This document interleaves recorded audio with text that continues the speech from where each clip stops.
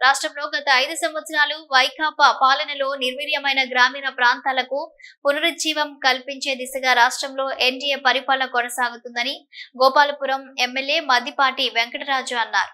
తూర్పు గోదావరి జిల్లా నల్లజర్ల మండలం చీపురుగూడెం, కవలూరు, పోతవరం, కృష్ణమ్మగూడెం, పోతినీడిపాలెం తదితర గ్రామాలలో సుమారు 2.5 కోట్లతో చేపట్టబోయే అభివృద్ధి కార్యక్రమాలకు ఎమ్మెల్యే మద్దిపాటి వెంకటరాజు కూటమి నాయకులతో కలిసి భూమి పూజ నిర్వహించారు. ఈ సందర్భంగా ఎమ్మెల్యే వెంకటరాజు మాట్లాడుతూ పంచాయతీరాజ్ వ్యవస్థను నిర్వీర్యం చేసిందని అన్నారు. పంచాయతీలకు వచ్చిన నిధులను ప్రభుత్వ పెద్దలే స్వాహా చేసి గ్రామీణ ప్రాంతాలను పూర్తిగా నిర్లక్ష్యం చేశారని విమర్శించారు. ప్రస్తుతం రాష్ట్రంలో అధికారులు ఉన్న ఎన్డీఏ ప్రభుత్వం ముఖ్యమంత్రి చంద్రబాబు నాయుడు, ఉప ముఖ్యమంత్రి పవన్ కళ్యాణ్ నేతృత్వంలో గ్రామీణ ప్రాంతాలకు జవజీవాలు కల్పించే దిశగా ప్రయత్నాలు చేస్తున్నామన్నారు.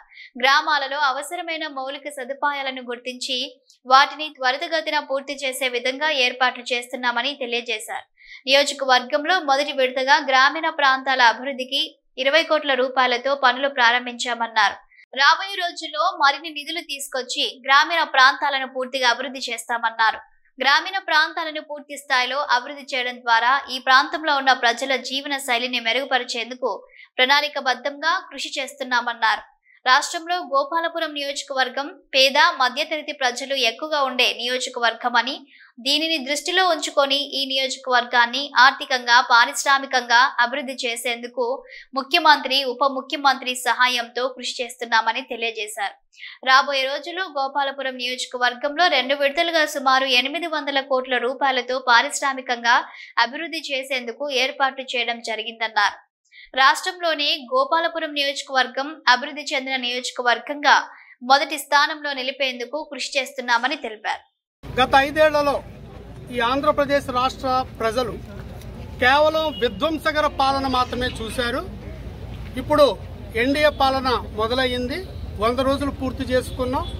ఈ 100 రోజుల్లో నిర్మాణం అంటే ఏంటి, అభివృద్ధి అంటే ఏంటి, సంక్షేమం అంటే ఏంటి అనేది ప్రధాన ధ్యేయంగా పరిపాలన కొనసాగుతున్న తరుణంలో గత 5 ఏళ్లలో కూల్చివేతలు, విధ్వంసకర పాలన సాగించిన వైసీపీ పాలనకి ఏదైతే 5 ఏళ్లలో జరిగిన గ్రామాల్లో పూర్తిగా అభివృద్ధి నిర్వీర్యం కావచ్చు, అదేవిధంగా సంక్షేమం పూర్తిగా స్తంభించిపోవడం కావచ్చు, గ్రామాల్లో వెలుగులు పూర్తిగా ఆగిపోయి ఏదైతే పూర్తిగా శిథిలావస్థకు చేరిపోయిన తరుణంలో గ్రామ పంచాయతీలు ఈవెన్ బ్లీచింగ్ చల్లడానికి కూడా నిధులు లేని దీనావస్థకి చేరుకున్న తరుణంలో ఎన్డీఏ పాలన వచ్చిన తర్వాత గ్రామ పంచాయతీల అభివృద్ధి వెలుగులు ప్రారంభమయ్యాయి.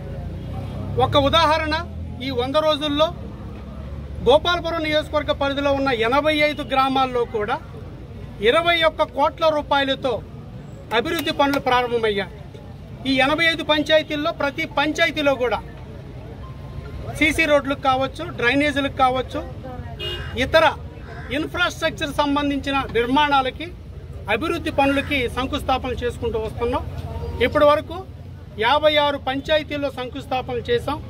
మిగతా పంచాయతీల్లో కూడా శంకుస్థాపన చేసి అభివృద్ధి పనులు శరవేగంగా సాగుతుంది.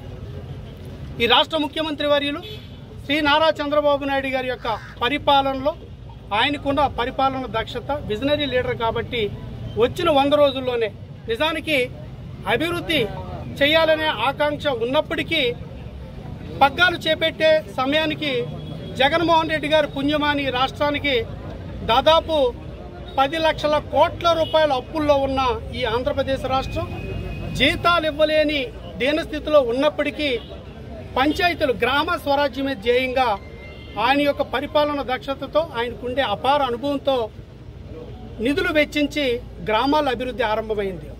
ప్రజలకు కూడా మేము ఒకటి విన్నవిస్తున్నాం, గమనించండి. గత 5 ఏళ్లలో ఏ గ్రామంలో అయినా చిన్న పనైనా, ఒక తట్ట మట్టన్న వేయగలిగారా, చిన్న రోడ్డు పని కానీ, చిన్న రిపేర్ పని కానీ చేయగలిగారా, కనీసం వర్షాకాలంలో బ్లీచింగ్ పౌడర్ అన్నా చల్లగలిగారా?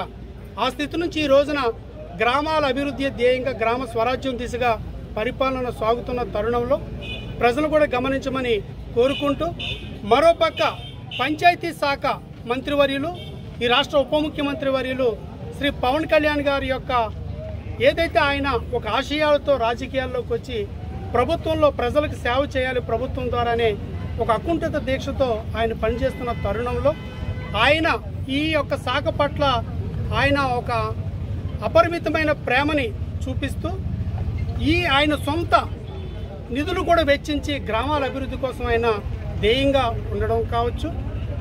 మన గోపాలపురం నియోజకవర్గానికి కూడా కొన్ని గ్రామాలకి ఆయన సొంత ఖర్చుల్లోంచి తన సొంత నిధుల్లోంచి డబ్బులు తీసి తను గ్రామాలకి ₹1,00,000 చెప్పిన కొన్ని గ్రామాలకి ఈ నియోజకవర్గంలో కూడా ఆయన అందించడం జరిగింది. అంటే పరిపాలన పట్ల కానీ ప్రజల పట్ల కానీ ఆయనకి ఎలాంటి భావన ఉంది, గ్రామ స్వరాజ్యం పట్ల ఆయన దృక్పథం ఏంటి అనేది స్పష్టంగా అర్థమవుతుంది.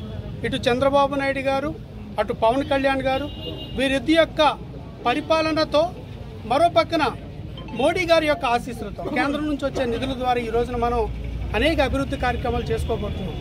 ఇప్పుడు వచ్చిన నిధులు కూడా ఎన్ఆర్జీఎస్ ఫండ్స్ నుంచి మనం మెటీరియల్ కాంపోనెంట్గా తీసుకుని ఈ అభివృద్ధి పనులు చేపట్టడం జరుగుతుంది. అయితే జగన్మోహన్ రెడ్డి గారికి అప్పుడే రాజకీయ ఏదైతే అధికార కాంక్ష ఉందో, విపరీతమైన అధికారాన్ని కోల్పోయి పాపం ఆయనకి మతి స్థిమితం కోల్పోయారు ఆయన. ఈ రోజున అప్పుడే ప్రభుత్వం వచ్చి ఇంకా 100 రోజులు పూర్తవుతున్న తరుణంలో ఇంకా ఈ యొక్క విధ్వంసకరమైపోయిన ఈ రాష్ట్రాన్ని ఒక గాడి